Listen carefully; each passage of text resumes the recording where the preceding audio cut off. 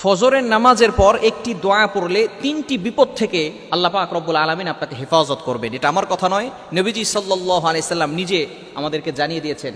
এটা আবু দাউদ শরীফের 1546 নম্বর হাদিসের ভিতর রয়েছে। হযরত আবু হুরায়রা রাদিয়াল্লাহু তাআলা আনহু থেকে চমৎকার এই হাদিসটি রয়েছে।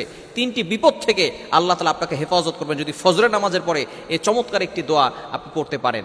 এক নাম্বার হচ্ছে আল্লাহ পাক রব্বুল আলামিন ওই দিন আপনাকে ঝগড়া বিবাদ থেকে আল্লাহ হেফাজত করবেন। সকল প্রকার ঝগড়া থেকে আল্লাহ তাআলা আপনাকে মুক্তির ব্যবস্থা করে দেবেন। অনেক সময় আমরা ঝগড়া লেগে যাই, আত্মীয় স্বজন রিলেটিভস যারা আছে, কাছের মানুষ, প্রতিবেশী, তাদের সাথে আমাদের ঝগড়া হয়ে যায়। এই ঝগড়া থেকে বাঁচার জন্য তাহলে আপনি এই আমলটি করতে পারলে আল্লাহ পাক রব্বুল আলামিন অবশ্যই ঝগড়া থেকে আল্লাহ তাআলা আপনাকে মুক্তির ব্যবস্থা করে দেবেন। বিভিন্ন সময় আমরা ঝগড়ায় লিপ্ত হই, ঝগড়ার মাধ্যমে কিন্তু মানুষ জাহান্নামের কারণ হতে পারে। অনেক সময় ঝগড়া করার ফলে কিন্তু দেখা যাচ্ছে মানুষকে কষ্ট দিয়ে ফেলি কথার মাধ্যমে। কথার আঘাত কিন্তু অনেক বড় আঘাত। তরবারির আঘাত কেটে গিয়েছে অথবা এখন বর্তমানে আঘাত পেয়েছে, পরবর্তী সময় এটা সুস্থ হয়ে যাবে, কিন্তু কথার আঘাত এটা হচ্ছে মারাত্মক আঘাত, যেটা কলিজাকে ক্ষতবিক্ষত করে, অন্তরটাকে জ্বালিয়ে পুড়িয়ে ছারখার করে ফেলে। এজন্য অবশ্যই আমরা এই বিষয়গুলো খেয়াল করব যাতে করে এই ঝগড়া বিপদ থেকে আমরা বাঁচতে পারি। দ্বিতীয় নাম্বার হচ্ছে মুনাফিকি। মুনাফিক হচ্ছে ইন্নাল মুনাফিকিনা ফি দারকিল আসফালি মিনান নার।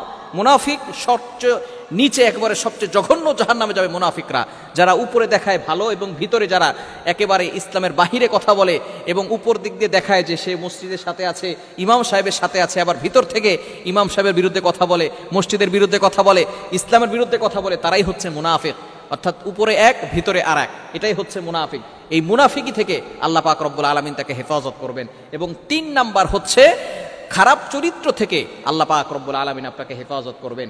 এগুলো মনে করতেছেন বিপদ না, এগুলো কিন্তু কঠিন বিপদ। কারণ একবার যদি আপনি মুনাফিকের খাতায় নাম লিখিয়ে ফেলেন, আব্দুল্লাহ ইবনে উবাই যার জানাজা নবী সাল্লাল্লাহু আলাইহি ওয়াসাল্লাম নিজে করেছেন এবং নিজের চাদরটা আব্দুল্লাহ ইবনে উবাইকে জড়িয়ে দিয়ে তারপরে দাফন করা হয়েছে, নিজে জানাজা পড়িয়ে দোয়া করেছেন, তারপরে কিন্তু তার দোয়া আল্লাহ পাক রব্বুল আলামিন কবুল করেন। নবী সাল্লাল্লাহু আলাইহি ওয়াসাল্লামকে জানিয়ে দিয়েছেন যে আপনি যদি ইস্তাগফির লাহুম আও লা তাস্তাগফির লাহুম ইন তাস্তাগফির লাহুম 70 মাররা, যদি 70 বারও যদি তার জন্য দোয়া করেন আমি কিন্তু তার দোয়া কবুল করব না। এই জন্য মুনাফিক হয়ে গেলে কিন্তু কঠিন বিপদে পড়ে যাবেন।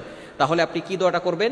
হযরত আবু হুরায়রা রাদিয়াল্লাহু তাআলা চমৎকার একটি দোয়া শিক্ষা দিয়েছেন, আল্লাহ রাসূল সাল্লাল্লাহু আলাইহি ওয়াসাল্লাম জানিয়ে দিয়েছেন, হযরত আবু হুরায়রা রাদিয়াল্লাহু তাআলা বর্ণনা করেছেন। ফজরের নামাজের পরে পড়বেন আল্লাহুম্মা ইন্নী আউযু বিকা মিনাশ শিকাকি ওয়ান নিফাকি ওয়া সুইল আখলাক। খুবই চমৎকার একটি দোয়া না? আল্লাহুম্মা ইন্নী আউযু বিকা মিনাশ শিকাকি, আয় আল্লাহ আমি আপনার কাছে আশ্রয় চাই সকল প্রকার ঝগড়া বিবাদ থেকে, ওয়ান নিফাকি আল্লাহ মুনাফিক থেকে, মুনাফিক হওয়া থেকে আমি আপনার কাছে আশ্রয় প্রার্থনা করছি। এরপরে আপনি আল্লাহর কাছে জানাচ্ছেন ওয়া সুইল আখলাক, আল্লাহ আমাকে খারাপ চরিত্র থেকে হেফাজত করো। মনে রাখবেন চরিত্র হচ্ছে খুব দামি জিনিস। নবীজি সাল্লাল্লাহু আলাইহি ওয়াসাল্লাম 23 বছর নবুয়তের কাজ করেছেন, 23 বছর মাত্র, তবে 40 বছর ধরে তিনি চরিত্রের পরীক্ষা দিয়েছেন। 40 বছর তিনি চরিত্রের পরীক্ষা দিয়েছেন।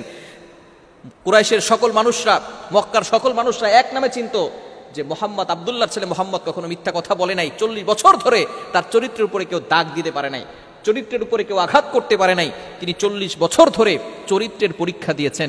এজন্য ক্যারেক্টার যদি একবার নষ্ট হয়ে যায়, আপনি যতই ভালো কাজ করেন না কেন, মানুষ কিন্তু আপনাকে দাম দিবে না। এজন্য চরিত্র যাতে করে নষ্ট না হয়ে যায়, এজন্য আপনি আল্লাহর কাছে পানাহ চাইবেন।